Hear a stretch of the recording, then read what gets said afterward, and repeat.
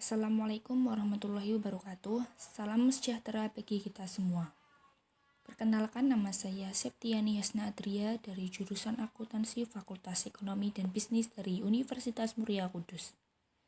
Di sini saya akan menyampaikan materi tentang lingkungan dan budaya organisasi. Lingkungan dan budaya organisasi memiliki latar belakang, yakni dalam era globalisasi seperti sekarang ini, perkembangan usaha di berbagai bidang semakin pesat.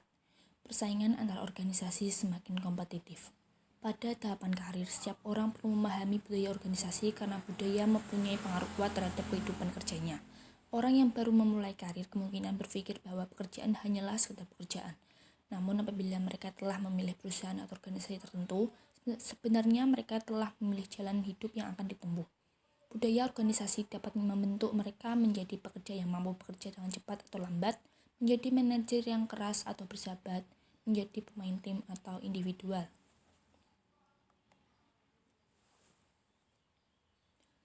Selanjutnya, apa itu lingkungan dan budaya organisasi? Jika membahas tentang lingkungan, maka hal yang pertama muncul adalah eksternal. Nah, dihubungkan dengan organisasi, maka dapat disimpulkan bahwa sebuah organisasi memiliki faktor eksternal. Lingkungan eksternal terdiri dari dua komponen, lingkungan khusus dan lingkungan umum. Lingkungan khusus seperti konsumen, pemasok, pesaing, dan penekan. Yang kedua, lingkungan umum, yang terdiri dari kondisi ekonomi, kondisi politik atau hukum, kondisi sosial budaya, kondisi demografi, teknologi, dan global. Selanjutnya, apa itu budaya organisasi?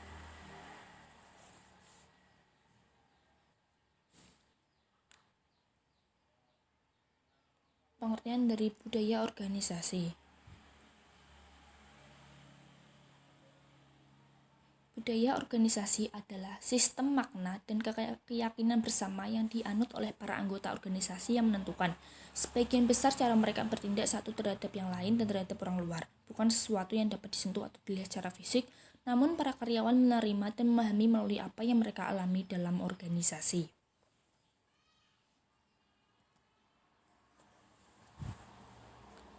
Selanjutnya, bagaimana hubungan organisasi dengan lingkungan? Organisasi merupakan suatu sistem yang terbuka, maka organisasi berinteraksi dengan berbagai dimensi dengan berbagai cara yang berbeda pula.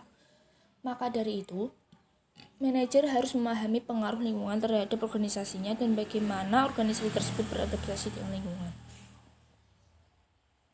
Apa saja pengaruh lingkungan terhadap organisasi?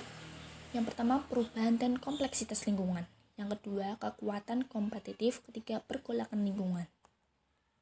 Apa saja jenis-jenis budaya organisasi? Jenis-jenis budaya organisasi secara umum ada dua. Yang pertama, budaya organisasi yang kuat dan budaya organisasi yang lemah.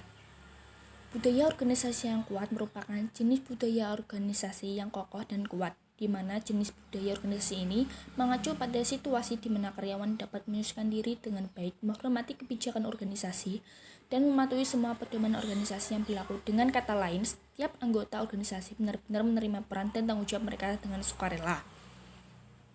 Budaya organisasi yang lemah merupakan setiap anggota organisasi menerima peran dan tanggung jawab mereka hanya karena rasa takut pada atasan atau pemimpin mereka di dalam organisasi. Mereka takut terhadap segala kebijakan organisasi yang mereka ada, sehingga apapun yang mereka lakukan semata-mata karena ada paksaan. Bagaimana cara menciptakan budaya organisasi yang etis? Yang pertama, harus ada pemimpin atau panutan. Dalam sebuah organisasi sangat diperlukannya seorang pemimpin yang dapat menjadi panutan bagi anggota dan bawahannya, yaitu pemimpin yang bijaksana, cerdas, tanggung jawab, dan berkarismatik. Bukan seorang pemimpin yang ingin ditakuti, melainkan dihormati. Bukan seorang pemimpin yang memperkaya diri, melainkan saling berbagi. Bagaimana bisa seorang pemimpin menjadi panutan apabila anggotanya atau bawahannya merasa takut dengan keberadaannya? Yang akan terjadi adalah anggota dan bawahannya akan menghindar dan sangat gembira dengan ketidakhadirannya. Yang kedua adalah lingkungan sosial. Lingkungan sosial yang kreatif dan membangun motivasi bagi anggota dan bawahannya dapat meningkatkan nilai budaya dan etika dalam suatu organisasi. Misalnya seperti diadakannya Hari Jumat Bersih, di mana seluruh anggota pada pagi hari berkeliling wilayahnya untuk melakukan pembersihan setelah berolahraga senam pagi. Dengan tugas masing-masing tanggung jawab setiap departemen. Dengan demikian, akan timbul rasa tanggung jawab dan disiplin. Selanjutnya, harus adanya peraturan dan slogan. Yang membuat aturan haruslah seorang yang menjadi panutan, bisa seorang pemimpin. Karena apabila yang membuat aturan adalah orang-orang yang tidak menjadi panutan, biasanya banyakkan seorang pemimpin seperti itu melanggar aturan yang ia buat sendiri, sehingga anggota akan malas untuk mematuhi peraturan yang berlaku. Dengan memasang slogan-slogan peraturan pada ruang-ruang tertentu dapat memberikan informasi pada anggota tentang aturan-aturan yang berlaku dan akan menjadi nilai positif mata masyarakat. Peraturan juga haruslah tidak berlebihan yang dapat membuat anggota merasa tidak nyaman dan kesiksa. Kesadaran kerjasama. Perlu kerjasama yang baik antara anggota maupun anggota dengan pemimpinnya. Kesadaran harus dimulai dari diri sendiri dan mulainya dari yang terkecil seperti memberi waktu, bervisi tamah-tamah, saling menolong anggota dan lain-lain. Untuk poin ini diblokannya kembali pada poin pertama, itu pemimpin. Haruslah pemimpin mampu memimpin dan membangun semangat dan akan kesadaran pentingnya menjaga budaya dan etika dalam organisasi. Sekian presentasi dari saya, semoga dengan presentasi ini dapat menambah wawasan Anda dan apabila ada tutur kata tidak berkenan di hati Anda, mohon untuk dimaafkan. Terima kasih. Wassalamualaikum warahmatullahi wabarakatuh.